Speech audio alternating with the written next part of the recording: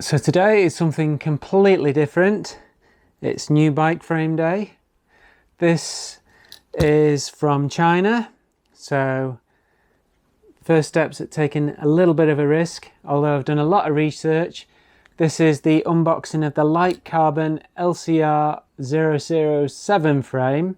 I got hit by a car on my brand new Sato frame 3 years ago. That bike's hardly moved since. It's got a brand new group set on.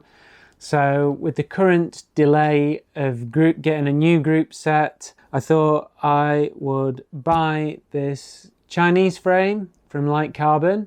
I've done a lot of research on the internet and it's arrived this morning. So it seems to be well packed. It's been stuck in customs in Paris for nigh on a month. It won't take you too much research on the internet to see that LightCarbon make this particular frame for a fairly well-known bike brand, so they do seem to have some pedigree. So a mate of mine over in another ski resort has got one of these frames and he is really impressed with it.